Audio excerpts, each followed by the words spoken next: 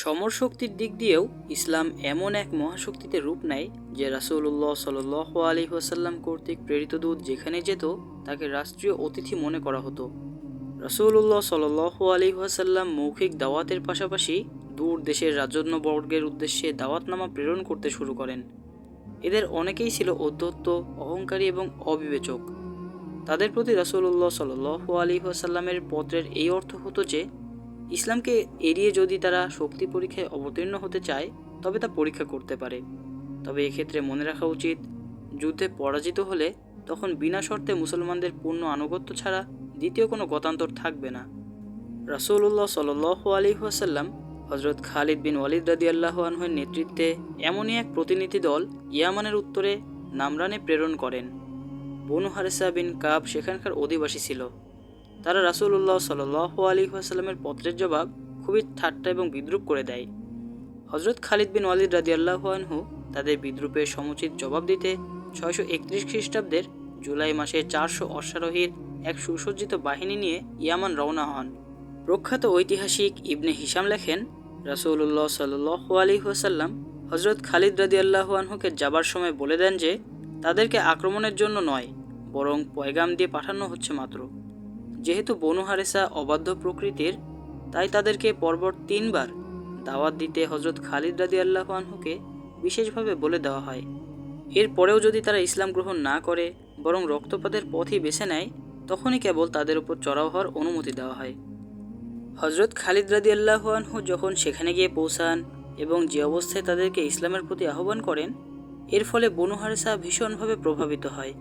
ফলে তারা কোনোরূপ প্রতিরোধ ছাড়াই এক প্রকার বিনা বাক্যে ইসলাম গ্রহণ করে নেয়। হযরত খালিদ রাদিয়াল্লাহু আনহু সাথে সাথে প্রত্যাবর্তনের পরিবর্তে সেখানে অবস্থান করতে থাকেন। তাদেরকে ইসলামের বিভিন্ন ধারা এবং আহকাম শিক্ষা দিতে থাকেন। ইতিহাসে হযরত খালিদ রাদিয়াল্লাহু আনহুকে কেবল সমরশাস্ত্রবিদ এবং প্রথম শ্রেণীর সেনাপ্রধান হিসেবে উল্লেখ করলেও নাজরানে এসে তিনি দীর্ঘ 6 মাস পর্যন্ত শুধু ইসলামের শিক্ষা দীক্ষায় লিপ্ত থাকেন। যখন তিনি নিশ্চিত হয়ে যান যে এখানকার লোকদের অন্তরে ইসলাম বদ্ধমূল হয়ে গেছে, তখন 632 খ্রিস্টাব্দের জানুয়ারি মাসের দিকে তিনি মদিনায় ফিরে আসেন। তার সাথে বনু হারেসার নেতৃস্থানীয় কিছু লোকও ছিল। তারা রাসূলুল্লাহ সাল্লাল্লাহু আলাইহি ওয়াসাল্লামের হাতে হাত রেখে পূর্ণ ইসলামের উপর বায়াত করেন। রাসূলুল্লাহ সাল্লাল্লাহু আলাইহি ওয়াসাল্লাম তাদের মধ্য হতে একজনকে আমির নিযুক্ত করেন। ইসলামের শত্রুরা যখন মর্মে মর্মে অনুধাবন করল যে মুসলমানদেরকে রণাঙ্গনে পরাজিত করা সম্ভব নয় এবং তারা এটাও বুঝতে পারল যে ইসলাম মানুষের অন্তরে মিশে গেছে, তখন তারা ইসলামের বিরোধিতা করার নতুন এক পদ্ধতি অবলম্বন করে। ইসলামেরই ছদ্মবরণে ইসলামের মূলোৎপাটনে এবার তারা নতুন নীলনকশা প্রণীত করে। রাসূলুল্লাহ সাল্লাল্লাহু আলাইহি ওয়াসাল্লামের রিসালাত এবং নবুয়তের সফলতা দেখে শত্রুপক্ষও এই পন্থা বেছে নেয়। এর ফলে কিছু লোক হুট করেই নবুয়তের দাবি করে বসে। এদের মধ্যে বনু আসাদের তুলাইহা, বনু হানিফার মুসাইলামা এবং ইয়ামানের আসওয়াদ আনাসি ছিল অন্যতম। আসওয়াদ আনাসির মূল নাম ছিল আকিলা বিন কাব, কিন্তু অত্যাধিক কালো বর্ণের হওয়ায় লোকে তাকে আসওয়াদ বলে ডাকতে শুরু করে। আরবিতে আসওয়াদ মানে কালো, অতঃপর এই নামেই সে পরিচিতি লাভ করে। ইয়ামানের পশ্চিম অঞ্চলের আনাস গোত্রের নেতা ছিল সে, এই হিসেবে তাকে আসওয়াদ আনাসি বলা হয়। এই লোকটি মন্দিরের জ্যোতিষী ছিল। কুচকুচে কালো হওয়া সত্ত্বেও তার মধ্যে এমনই আকর্ষণ ছিল যে মানুষ তার ইশারা পর্যন্ত মেনে নিত। তার দেহে ছিল প্রচণ্ড শক্তি, এর ফলে মহিলারাও তাকে খুব পছন্দ করত। মন্দিরে থাকার কারণে সে বিশাল জনপ্রিয়তা এবং খ্যাতি লাভ করে, কেননা তৎকালে মানুষ জ্যোতিষীকে দেবতার আশীর্বাদ প্রাপ্ত এবং দূত বলে মনে করত। ইয়ামানের অধিকাংশ এলাকার লোকই ইসলামের ছায়াতলে এসেছিল, এমনকি আসওয়াদের নিজের গোত্রেও ইসলামের ছায়া চলে এসেছিল। আসওয়াদ ইসলামের বিরোধিতায় শব্দটি পর্যন্ত করে না, যেন ইসলামের সাথে তার কোনো সম্পর্ক নেই। কোনো কোনো ঐতিহাসিকের মতে আসওয়াদ নিজেও মুসলমান হয়ে গিয়েছিল। তৎকালে ইয়ামানের শাসক ছিল হাসান নামক এক ইরানি। সে সময় ইরানের সম্রাট ছিল খসরু পারভেজ। রাসূলুল্লাহ সাল্লাল্লাহু আলাইহি ওয়াসাল্লাম দূর দেশে যাদেরকে ইসলামের দাওয়াতপত্র পাঠিয়েছিলেন, তাদের মধ্যে ইরানের সম্রাটও ছিল অন্যতম। তার কাছে পত্র দিতে রাসূলুল্লাহ সাল্লাল্লাহু আলাইহি ওয়াসাল্লাম হযরত আবদুল্লাহ ইবনে হুযাইফা রাদিয়াল্লাহু আনহুকে প্রেরণ করেন। হযরত আবদুল্লাহ রাদিয়াল্লাহু আনহু ইরানপতিকে পত্র হস্তান্তর করলে সে দরবারের দোভাষীকে তার অনুবাদ করে শোনাতে নির্দেশ দেয়। পত্রের বিবরণ তাকে জানানো হলে সে ক্ষোভে ফেটে পড়ে। দারুণ ক্রুদ্ধ হয়ে সে পত্র টুকরো টুকরো করে বর্জ্যদানিতে নিক্ষেপ করে এবং পত্রবাহক হজরত আবদুল্লাহ রাদিয়াল্লাহু আনহুকে দরবার থেকে বের করে দেয়। হজরত আবদুল্লাহ রাদিয়াল্লাহু আনহু দীর্ঘ পথ পাড়ি দিয়ে মদিনায় ফিরে এসে রাসূলুল্লাহ সাল্লাল্লাহু আলাইহি ওয়াসাল্লামকে জানান যে ইরান সম্রাট তার পত্র টুকরো টুকরো করে ফেলে দিয়েছে। শুধু পত্র টুকরো করেই ইরান সম্রাটের ক্রোধ প্রশমিত হয় না। ইয়ামান ছিল ইরান সাম্রাজ্যের অন্তর্গত, আর সেখানকার গভর্নর ছিল বাজান। ইরান সম্রাট বাজান বরাবর এই নির্দেশ প্রেরণ করে যে হিজাজে তথা আরবে মুহাম্মদ সাল্লাল্লাহু আলাইহি ওয়াসাল্লাম নামে এক ব্যক্তি আছেন, যে নিজেকে নবী বলে দাবি করে। তাকে পারলে জীবিত অথবা মৃত তার মাথা কেটে এনে আমার সামনে পেশ করো। বাজান এই পত্র পেয়েই দুজন লোকসহ সেই পত্রটি মদিনায় পাঠিয়ে দেয়। এই দুই পত্রবাহকের উদ্দেশ্য কী ছিল তা নিয়ে যথেষ্ট মতান্তর রয়েছে। কোনো ঐতিহাসিকের মতে রাসূলুল্লাহ সাল্লাল্লাহু আলাইহি ওয়াসাল্লামকে জীবিত ধরতে কিংবা হত্যা করে তার মস্তক আনতে বাজান ওই দুই ব্যক্তিকে প্রেরণ করেছিল। তবে কোনো ঐতিহাসিক বলেন বাজান ইসলাম গ্রহণ না করলেও রাসূলুল্লাহ সাল্লাল্লাহু আলাইহি ওয়াসাল্লামের ব্যাপারে সে ভীষণভাবে প্রভাবিত ছিল, এতই যে রাসূলুল্লাহ সাল্লাল্লাহু আলাইহি ওয়াসাল্লামকে ইরানপতির মতিগতি সম্পর্কে অবগত করাই ছিল বাজানের উদ্দেশ্য। তবে সকল ঐতিহাসিকই এই বিষয়ে একমত যে বাজানের প্রেরিত দুইজন ব্যক্তি রাসূলুল্লাহ সাল্লাল্লাহু আলাইহি ওয়াসাল্লামের কাছে পৌঁছায় এবং ইরান সম্রাট যেই পত্র বাজান বরাবর লিখেছিল রাসূলুল্লাহ সাল্লাল্লাহু আলাইহি ওয়াসাল্লামের কাছে তা পেশ করা হয়। রাসূলুল্লাহ সাল্লাল্লাহু আলাইহি ওয়াসাল্লাম সেই পত্র পড়ে একটুও বিচলিত হন না। তিনি পত্র থেকে মুখ তুলে মুচকি হেসে বলেন, ইরান সম্রাট গতকাল রাতেই নিজ পুত্র শেরওয়াহ এর হাতে নির্মমভাবে নিহত হয়েছে। আজ সকাল থেকে ইরানের সম্রাট শেরওয়াহ গতরাতের হত্যার খবর এত দ্রুত এখানে কিভাবে পৌঁছালো? বাজান কর্তৃক প্রেরিত দুজনের একজন জিজ্ঞাসা করে এবং বলে, এটা কি আমাদের সম্রাটের সুস্পষ্ট অবমাননা নয় যে এই ভুল খবর ছড়িয়ে দেওয়া হচ্ছে যে ইরান সম্রাট তার পুত্রের হাতে নিহত? রাসূলুল্লাহ সাল্লাল্লাহু আলাইহি ওয়াসাল্লাম বলেন, আমার আল্লাহই এই খবর আমাকে জানিয়েছেন। যাও, বাজানকে গিয়ে বলো তার সম্রাট এখন আর খসরু নয়, শেরওয়াহ। রাসূলুল্লাহ সাল্লাল্লাহু আলাইহি ওয়াসাল্লাম আল্লাহর পক্ষ থেকেই এটা জেনেছিলেন। বাজানের দূত ফিরে গিয়ে তাকে সমস্ত ঘটনা খুলে বলে। 3-4 দিন পর বাজান ইরান সম্রাট শেরওয়াহ এর পত্র পায়। সেই পত্রে লেখা ছিল, খসরুকে অমুক রাতে হত্যা করা হয়েছে। এটা সেই রাতই ছিল যে রাতের কথা রাসূলুল্লাহ সাল্লাল্লাহু আলাইহি ওয়াসাল্লাম বলেছিলেন। এর কিছুদিন পর বাজান ইসলাম গ্রহণের দাওয়াত সম্বলিত রাসূলুল্লাহ সাল্লাল্লাহু আলাইহি ওয়াসাল্লামের পত্র পান। বাজান পূর্ব হতেই প্রভাবিত ছিল। রাসূলুল্লাহ সাল্লাল্লাহু আলাইহি ওয়াসাল্লামের ইলহাম তাকে আরও অনেক বেশি প্রভাবান্বিত করে। রাসূলুল্লাহ সাল্লাল্লাহু আলাইহি ওয়াসাল্লাম তাকে এটাও জানান যে ইসলাম গ্রহণের পরেও সে যথারীতি ইয়ামানের শাসক থাকবে, তার ভূখণ্ডের নিরাপত্তা মুসলমানরা নিশ্চিত করবে।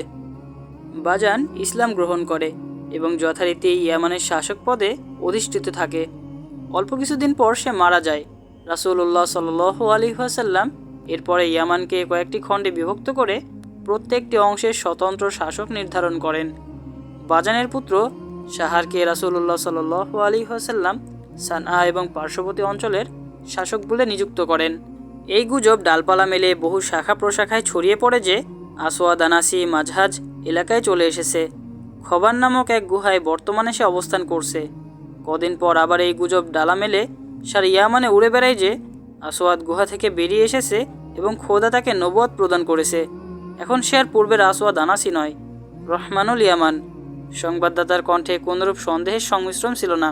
সে পুরো দৃঢ়তার সাথে সংবাদ পরিবেশন করে যে আসওয়াদ নবুয়ত লাভ করেছে, সে তাকে নবী বলে মেনে নিয়েছে। গিয়ে দেখে এসো। সংবাদদাতা এই সংবাদ বলে বেড়াতে থাকে, বিশ্বাস না হলে মাঝহাজে গিয়ে নিজেই দেখে এসো। রহমানুল ইয়ামান মৃতকে জীবিত করেন, সে অগ্নিস্ফুলঙ্গকে পুষ্পে পরিণত করে। চলো সবাই চলো, আত্মার মুক্তির উদ্দেশ্যে তারই কাছে চলো। যারা ইসলাম গ্রহণ করেছিল তাদের গায়েও গুজবের বাতাস লেগেছিল। সংবাদের সত্যতা যাচাই না করে তারাও ইয়ামান অভিমুখে ছুটে চলে। পূর্বে আসওয়াদ জ্যোতিষী থাকায় মানুষ প্রথম থেকেই মনে করত যে দেবতার পক্ষ থেকে হয়তো সে কোনো অলৌকিক শক্তিপ্রাপ্ত। ফলে সে নবুয়ত দাবি করাতে মানুষ তৎক্ষণাৎ তার দাবি সত্য বলে মেনে নেয়। খবান গুহার সামনে সর্বক্ষণ মানুষের প্রচণ্ড ভিড় লেগে থাকে। উপচে পড়া জনতা আসওয়াদকে এক নজর দেখার জন্য ভীষণ উদ্গ্রীব ছিল।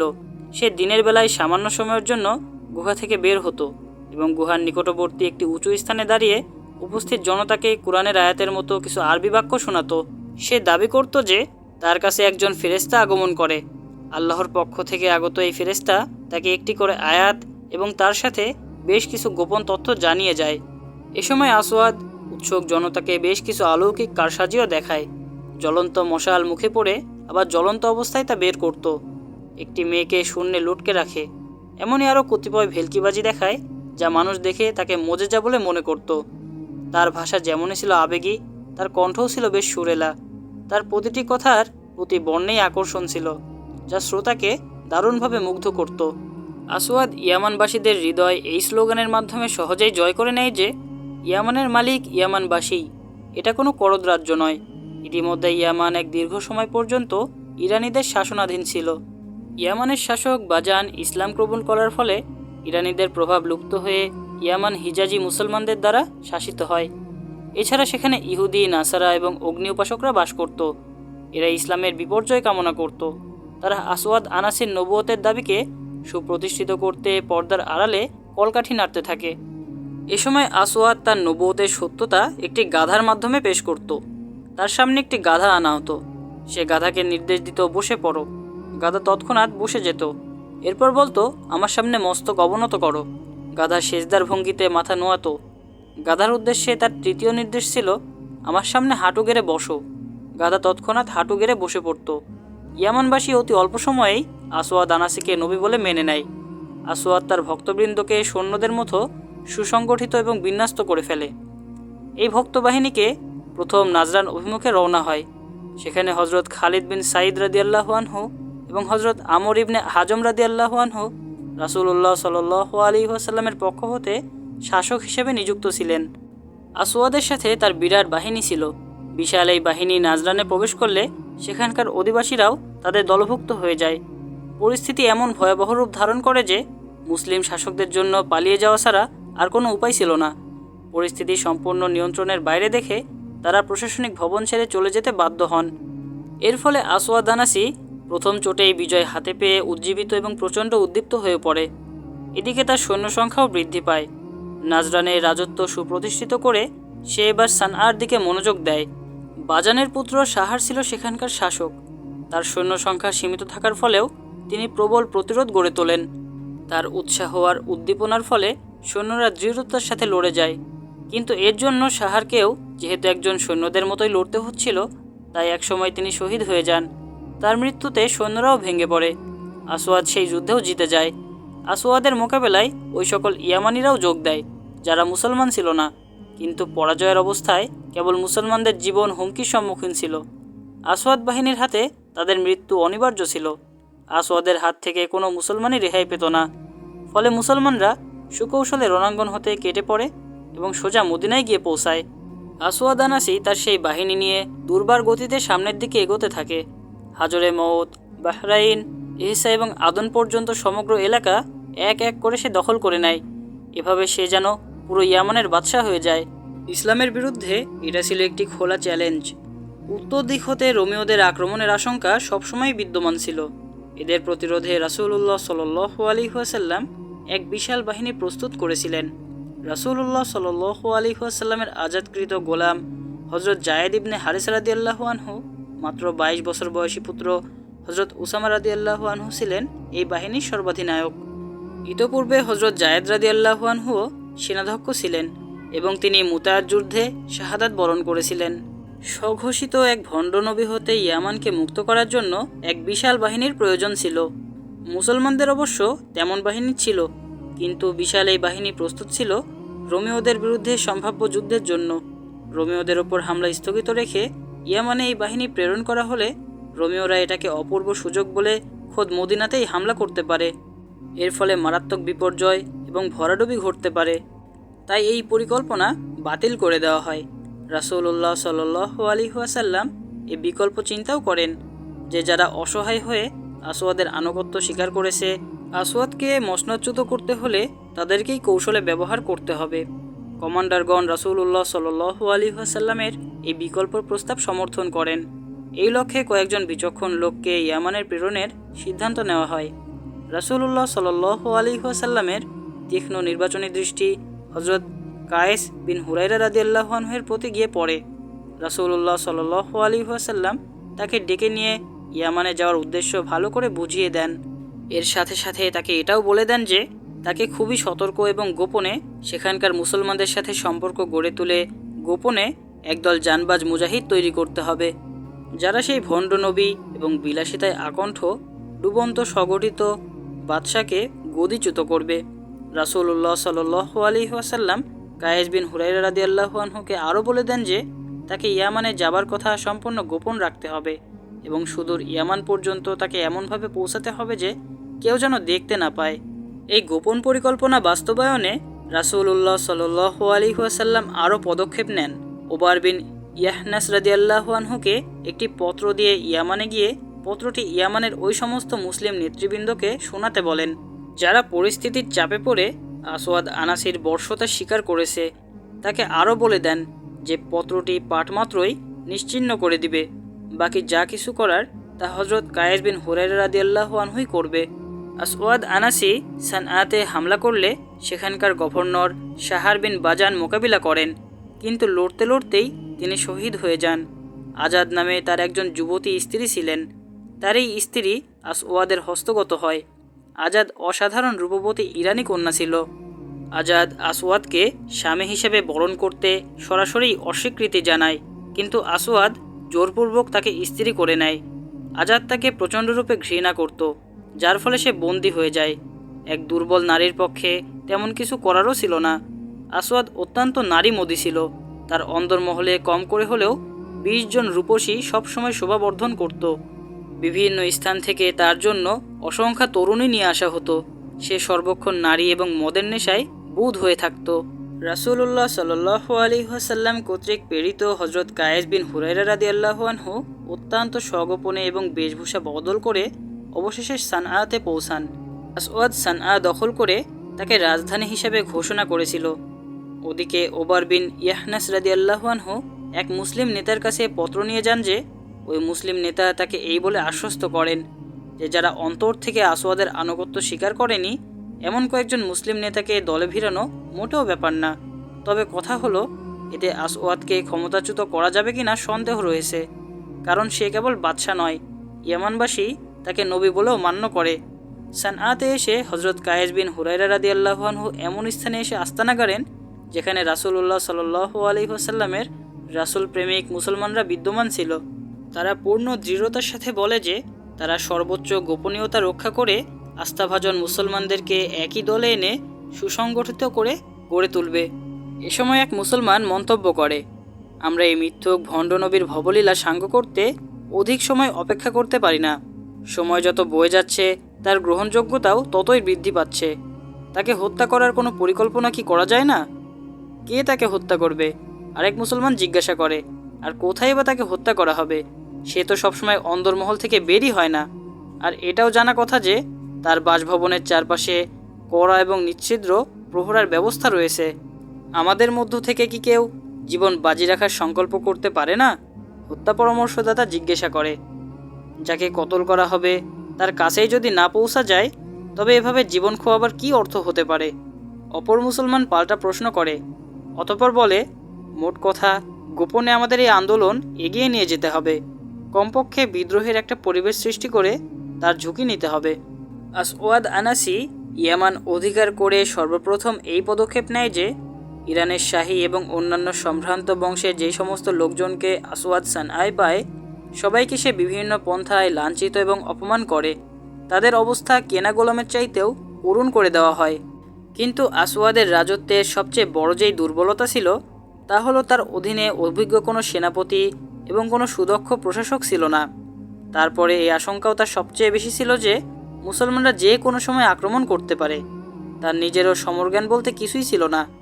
এই দুর্বলতা এবং শূন্যতা কাটিয়ে উঠতে তাকে বাধ্য হয়ে ইরানিদের সাহায্য নিতে হয়। তার দপ্তরে 3টি নাম জমা পড়ে। প্রথমত গভর্নর বাজানের সময়কার প্রখ্যাত ইরান সেনাপতি কায়েস বিন আবদে ইয়াগুস, এরপর ফিরোজ এবং দাজওয়াহ। এই দুইজন প্রশাসনিক কাজে বেশ অভিজ্ঞ এবং দক্ষ ছিল। ফিরোজ ইতোপূর্বে ইসলাম গ্রহণ করেছিল, সঠিক অর্থে এবং আক্ষরিকভাবেই সে মুসলমান ছিল। আসওয়াদ কায়েস বিন আবদে ইয়াগুসকে সেনাপ্রধান পদে নিয়োগ দেয় আর ফিরোজ এবং দাজওয়াহকে মন্ত্রী বানায়। তিনজনই আসাদের সর্বাত্মক আনুগত্যের শপথ করে এবং তাকে এই বলে আশ্বস্ত করে যে তারা যে কোনো অবস্থায় তার অনুগত থাকবে। একদিন ফিরোজ বাইরে কোথাও পায়চারি করছিল। ইত্যবসরে এক ভিক্ষুক এসে তার পথ আগলে ধরে এবং তার দিকে সাহায্যের আশায় হাত বাড়িয়ে দেয়। তোমাকে দেখে তো অক্ষম বলে মনে হয় না, ফিরোজ তাকে বলে। যদি তোমার মাঝে কোনো অক্ষমতা থেকে থাকে তবে সেই অক্ষমতা একমাত্র এটাই যে তোমার মধ্যে আত্মমর্যাদাবোধ এবং ব্যক্তিত্ব বলতে কিছুই নেই। তুমি ঠিকই ধরেছ। ভিক্ষুক তার প্রসারিত হাত ধীরে ধীরে সরিয়ে এনে বলে, আমার অসহায়ত্ব এটাই যে আমার আত্মমর্যাদাবোধ বলতে যা ছিল তা আমার কাছ থেকে ছিনিয়ে নেওয়া হয়েছে। আর আমার ধারণা মিথ্যা না হলে বলবো, আমার মতো তোমার মাঝেও এই অসহায়ত্ব বিদ্যমান। ভিক্ষার জন্য আমি হাত বাড়াইনি, আমার হারানো আত্মমর্যাদাবোধ ফেরত চাচ্ছি মাত্র। তুমি পাগল না হয়ে থাকলে তোমার মনের কথা খুলে বলো, ফিরোজ সেই ভিক্ষুক বেশিকে বলে। আমার অন্তরে আল্লাহ এবং তার রাসূল সাল্লাল্লাহু আলাইহি ওয়াসাল্লামের নাম রয়েছে, তুমি যার প্রেমিক। ভিক্ষুক ফিরোজের চোখে চোখ রেখে বলে, আসওয়াদ আনাসির শরাব তোমার পেটে জায়গা না পেয়ে থাকলে আমার এই ধারণা মিথ্যা নয় যে তুমি অন্তরে পাথর চাপা দিয়ে আসওয়াদের মন্ত্রিত্ব গ্রহণ করেছ। ভিক্ষুকের এই কথায় ফিরোজ এদিকে সেদিকে চায়। সে বুঝে ফেলে যে ভিক্ষুক বেশি মদিনার একজন মুসলমান, কিন্তু এই আশঙ্কাও সে উড়িয়ে দিতে পারে না যে লোকটি আসওয়াদের ঝানু গোয়েন্দাদের কেউ হতে পারে, যে কৌশলে তার মনোভাব যাচাই করছে। ঘাবড়িও না ফিরোজ, ভিক্ষুক বলে, আমি তোমার প্রতি আস্থাশীল এবং তুমিও আমার উপর আস্থা রাখতে পারো। আমি তোমাকে আমার নাম জানিয়ে দিচ্ছি, কায়েস বিন হুরাইরা। আমাকে আল্লাহর রাসূল সাল্লাল্লাহু আলাইহি ওয়াসাল্লাম প্রেরণ করেছেন। সত্যিই কি আল্লাহর রাসূল সাল্লাল্লাহু আলাইহি ওয়াসাল্লাম তোমাকে আমার কাছে প্রেরণ করেছেন? ফিরোজ আবেগের সাথে জানতে চায়। না, হযরত কায়েস রাদিয়াল্লাহু আনহু বলেন, রাসূলুল্লাহ সাল্লাল্লাহু আলাইহি ওয়াসাল্লাম এই কথা বলেছিলেন যে সেখানে গেলে আল্লাহর খাঁটি বান্দাদের দেখা তুমি পেয়ে যাবে। ফিরোজ জিজ্ঞাসা করে, তুমি কিভাবে জানলে আমি খাঁটি মুসলমান? আল্লাহর রাসূল সাল্লাল্লাহু আলাইহি ওয়াসাল্লামের নাম শুনে রাসূল প্রেমিকদের চোখে যেই চমক সৃষ্টি হয় তা আমি তোমার দু চোখে দেখেছি। হযরত কায়েস রাদিয়াল্লাহু আনহু বলেন, তোমার চোখে সেই চমক কিছুটা বেশিই দেখা যায়। ফিরোজ হযরত কায়েস রাদিয়াল্লাহু আনহুকে সেই সময় চলে যেতে বলে। সে হযরত কায়েস রাদিয়াল্লাহু আনহুকে আরেকটি স্থানের ঠিকানা দিয়ে বলে যেন আগামীকাল সূর্য ডোবার কিছু পূর্বে এই ঠিকানায় এসে ভিক্ষা চাইতে থাকে। পরের দিন গোধূলি লগ্নে ফিরোজ ওই স্থান দিয়ে অতিক্রম করে যাচ্ছিল। ফিরোজের ইশারায় হযরত কায়েস রাদিয়াল্লাহু আনহু ভিক্ষুকের মতো দাঁড়িয়ে ফিরোজের পেছনে পেছনে হাত লম্বা করে চলতে থাকে। ফিরোজ চলার গতি পূর্ববৎ রেখে কোনো দিকে না তাকিয়ে ধীর কণ্ঠে বলে ওঠে, আল্লাহর রাসূল সাল্লাল্লাহু আলাইহি ওয়াসাল্লামকে জানিয়ে দাও যে তার নামে জীবন উৎসর্গকারী এক ব্যক্তি আসওয়াদ আনাসির ছত্রছায়ায় রয়েছে। আর আমি ভেবে পাই না যে বিশাল সমর শক্তির অধিকারী হওয়া সত্ত্বেও রাসূলুল্লাহ সাল্লাল্লাহু আলাইহি ওয়াসাল্লাম ইয়ামানে এখনও পর্যন্ত হামলা করছেন না কেন? হযরত কায়েস রাদিয়াল্লাহু আনহু বলেন, হিরাক্লিয়াসের বাহিনী উর্দুনে আমাদের মাথার উপর দাঁড়ানো। আমাদের বাহিনীও রোমিওদের জন্য প্রস্তুত রয়েছে। এজন্য আমরা দুজনেই কি পুরো সৈন্যর মতো কাজ করতে পারি না? ফিরোজ জিজ্ঞাসা করে, তুমি ভেবে দেখেছো আমাদের মতো দুজন আর কী বা করতে পারে? হযরত কায়েস রাদিয়াল্লাহু আনহু জবাব দেন, এই প্রশ্ন না করলে খুশি হব যে আসওয়াদকে কিভাবে কতল করা যেতে পারে। আর চাচাতো বোন আজাদের কথা কি তুমি ভুলে গেছো? তার এই কথায় ফিরোজ চলতে চলতে হঠাৎ দাঁড়িয়ে পড়ে। আচমকায় তার চেহারায় ভিন্ন রঙের স্ফুলিঙ্গ ঘটে, যেন হঠাৎ রক্ত টগবগিয়ে ওঠে। ফিরোজ বলে ওঠে, আমানিশার ঘোরে তুমি আমাকে আলোর ঝিলিক দেখিয়েছো। কতল করা ছাড়া দ্বিতীয় কোনো পথ নেই। আমার চাচাতো বোনের নাম উচ্চারণ করে তুমি আমার কাজকে অনেক সহজ করে দিয়েছো। এই কাজ আমিই সম্পন্ন করব। তুমি নিজের কাজে মনোযোগ দাও। এখন যাও কায়েস, জীবিত থাকলে পরে আবারও সাক্ষাৎ হবে ইনশাআল্লাহ। ঐতিহাসিকগণ লেখেন, ফিরোজের অন্তরে আসওয়াদের প্রতি যেই ক্ষোভ দানা বেঁধেছিল এবং যে ঘৃণা এতদিন চাপা ছিল তা উতলে ওঠে। সে আসওয়াদ আনাসির ইরানি সেনাপতি কায়েস বিন আবদে ইয়াগুস এবং তার মন্ত্রী দাজওয়াহকে নিজের সমমনা এবং সাথী বানিয়ে নেয়। আসওয়াদকে হত্যা করা এক মন্ত্রীর জন্য সহজসাধ্য ছিল না। আসওয়াদের নিরাপত্তা কর্মী এবং দেহরক্ষী বাহিনী সর্বক্ষণ তার চারপাশে থাকত।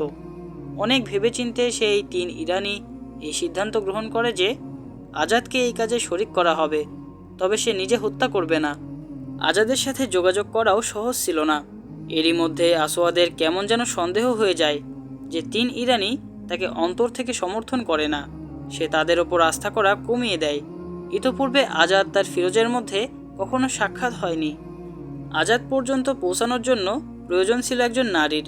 একজন মন্ত্রীর জন্য একটি মেয়ে লোককে জোগাড় করা কোনো কঠিন কাজ ছিল না। ফিরোজ মহলের আধা বয়স্ক এক মহিলাকে তলব করে। সেও মুসলমান ছিল। ফিরোজ তাকে নিজের বাড়িতে কাজের প্রস্তাব দেয়।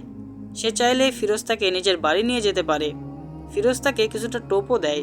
সে তাকে জানায় যে বর্তমানে তার থেকে যত কাজ নেওয়া হচ্ছে এত কাজ আর নেওয়া হবে না। সেই মহিলা সহজেই রাজি হয়ে যায়। ফিরোজ সেই দিনই তাকে নিজের বাড়িতে নিয়ে আসে। একসময় আজাদ একাকী বসেছিল। সে সবসময় ক্রুদ্ধ এবং অগ্নিশর্মা হয়ে থাকত। পরিত্রাণের কোনো পথই সে খুঁজে পাচ্ছিল না। এমতাবস্থায় ফিরোজের সদ্য নিয়োগকৃত বুয়া তার কাছে আসে। আমি কাজের বাহানায় এখানে এসেছি, সেই চাকরানি বলে, কিন্তু প্রকৃতপক্ষে আমি এসেছি আপনার কাছে। রহমানুল ইয়ামানের বর্তমান মন্ত্রী আপনার চাচাতো ভাইয়ের সাথে কখনো আপনার সাক্ষাৎ হয়েছে? তার কথায় আজাদ রাগান্বিত হয়ে বলে, তুমি গোয়েন্দাগিরি করতে এসেছো? চাকরানি বলে, না, আমার ব্যাপারে এই সন্দেহ রাখবেন না যে আমি ওই ভণ্ডনবীর গোয়েন্দা। আসওয়াদের প্রতি আমার অন্তরে ততখানি ঘৃণা যতখানি আপনার অন্তরে রয়েছে। আজাদ বলে, আমি বুঝতে পারছি না তুমি আমার কাছে কেন এসেছো। সেই চাকরানি বলে, ফিরোজ আমাকে পাঠিয়েছে। ফিরোজের নামও আমি শুনতে চাই না। আজাদ বলে, তার মাঝে আত্মমর্যাদাবোধ বলতে কিছু থাকলে সে ওই ব্যক্তির মন্ত্রিত্ব গ্রহণ করতো না, যে তার চাচাতো বোনকে বিধবা করে তাকে জোরপূর্বক স্ত্রী বানিয়ে রেখেছে। আজাদ ছিল শাহী খানদানের নারী। চাকর চাকরানি সম্পর্কে তার যথেষ্টই অভিজ্ঞতা ছিল।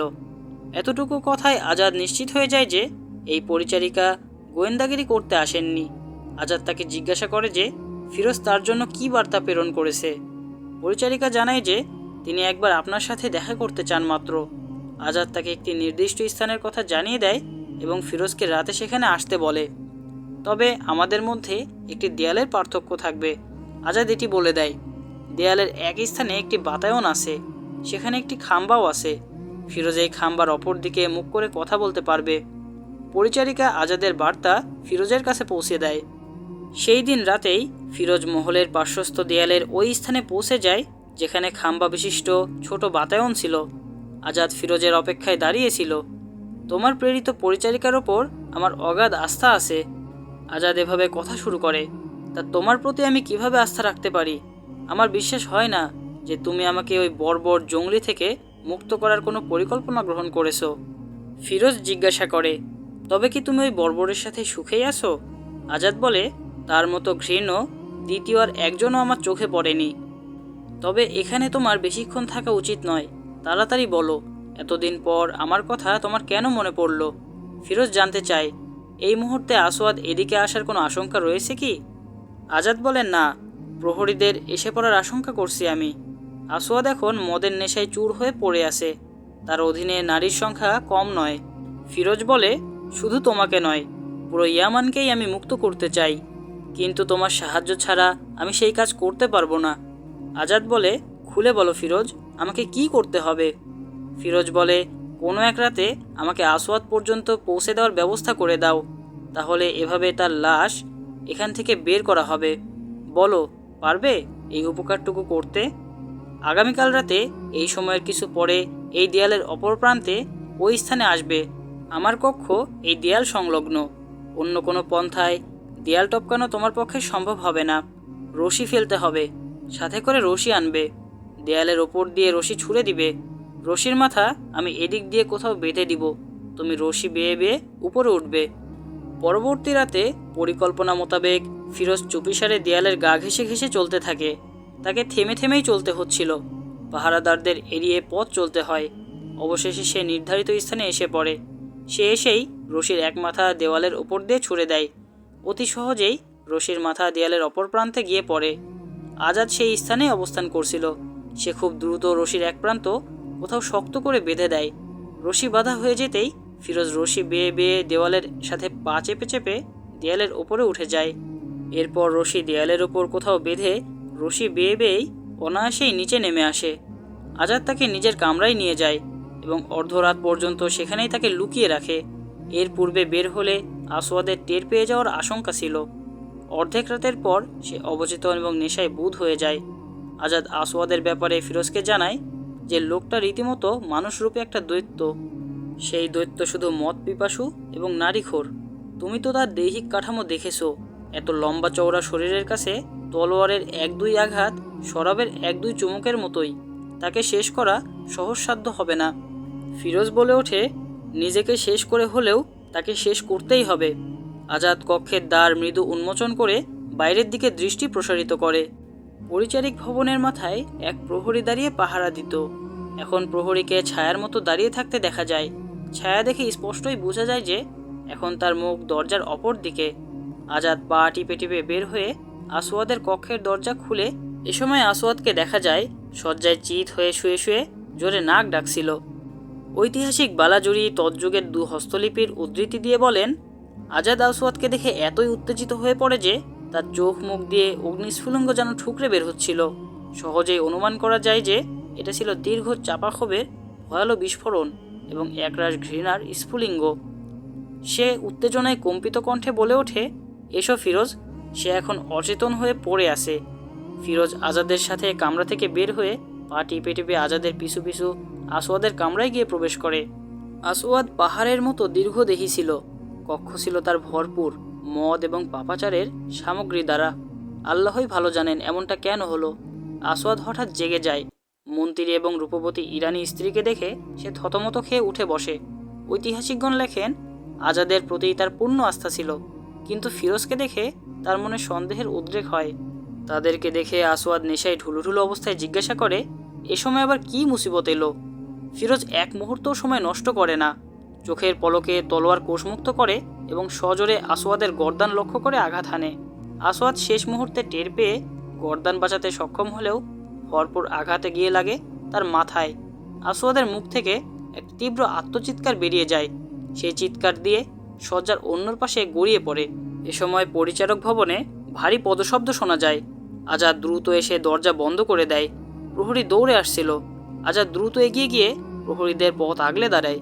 কক্ষ থেকে তখনও আসওয়াদের গঙ্গানির মতো মৃদু আওয়াজ ভেসে আসছিল। আজাদ প্রহরীদের নির্দেশের ভঙ্গিতে বলে, স্বস্থানে ফিরে যাও। রহমানুল ইয়ামানের কাছে ফেরেশতা এসেছে। এখন এই সময় ওহী নাজিল হচ্ছে। যাও, এদিকে আসার কোনো প্রয়োজন নেই। ঐতিহাসিক বালাজুরি লেখেন, আজাদের কথায় প্রহরী আশ্বস্ত হওয়ার ভঙ্গিতে মাথা নুইয়ে দেয় এবং চলে যায়। আজাদ প্রহরীদেরকে বিদায় করে এসে দেখে আসওয়াদ নিচে কার্পেটে পড়ে আছে আর ফিরোজ দ্বিতীয়বার আঘাত করার জন্য সামনের দিকে অগ্রসর হচ্ছে। এ সময় আসওয়াদের মাথা পালঙ্কের সাথেই লেগেছিল এবং তা সারের মতো নড়ছিল। আজাদ সামনের দিকে এগিয়ে আসে এবং বলে, তুমি তাকে মেরে ফেলতে পারবে না ফিরোজ। আসওয়াদের মাথার লম্বা চুল সে 2 হাত দিয়ে শক্ত করে ধরে, নিচের দিকে টান দেয় এবং নিজে পালঙ্কের উপর উঠে বসে। যখন আজাদের প্রচেষ্টায় আসওয়াদের গর্দান এমন পর্যায়ে আসে যে ফিরোজ অতি সহজেই তার গর্দানে আঘাত করতে পারে, তখন আজাদ বলে, এবার চালাও ফিরোজ, তার গর্দান দ্বিখণ্ডিত করে ফেলো। ফিরোজ এক কোপে আসওয়াদের গর্দান মস্তক থেকে বিচ্ছিন্ন করে ফেলে। ফিরোজের সাথী কায়েস বিন আবদে ইয়াগুস এবং দাজুয়া এর জানা ছিল যে আজ রাতে কী ঘটতে যাচ্ছে। ফিরোজ আসওয়াদের দেহ তুলে নেয় এবং সোজা সাথীদ্বয়ের কাছে গিয়ে পৌঁছায়। আজাদ ফিরোজের সাথে মহল থেকে বের হয়ে আসে। নিরাপত্তা বাহিনী এবং প্রহরীরা রহমানুল ইয়ামানের হত্যার সংবাদ পেয়ে পুরো মহল ঘিরে ফেলে। শান্ত মহল অল্প সময়ের মধ্যেই অশান্ত হয়ে পড়ে। পুরো মহলের মধ্যেই হুলস্থুল পড়ে যায়। হেরেমের নারীরা আতঙ্কে চিৎকার করতে করতে পালিয়ে যায়। অপরদিকে রাসূলুল্লাহ সাল্লাল্লাহু আলাইহি ওয়াসাল্লাম কর্তৃক প্রেরিত হজরত কায়েস বিন হুরায়রা রাদিয়াল্লাহু আনহু এবং হজরত ওবার বিন ইয়াহনাস রাদিয়াল্লাহু আনহু নেতৃস্থানীয় মুসলমানদেরকে বিদ্রোহের পর্যায়ে রেখেছিলেন। তারা দিন রাত অবিরাম তৎপরতা চালিয়ে মুসলমানদেরকে উৎসাহ উদ্দীপনায় চাঙ্গা রেখেছিলেন। সুবহে সাদিকে তখনও কিছু সময় বাকি। মহলের ছাদ থেকে আজানের উচ্চধ্বনি ইথারে পাথারে আশ্রে পড়ে। খোদ মহলে আজানের ধ্বনি ওঠায় লোকজন বিস্ময়ে বিমূঢ় হয়ে পড়ে। জনতা মহল অভিমুখে ছুটে আসে। আসওয়াদের ফৌজও হুকুমের অপেক্ষায় ছিল। হুকুমদাতা ছিল কায়েস বিন আবদে ইয়াগুস, সেই সর্বাধিনায়ক। সে সৈন্যদেরকে ব্যারাক হতে বাইরে আসতে দেয় না। এ সময় মিথ্যাবাদী ভণ্ডনবী আসওয়াদের কর্তৃত মস্তক বাইরে ঝুলিয়ে দেওয়া হয়।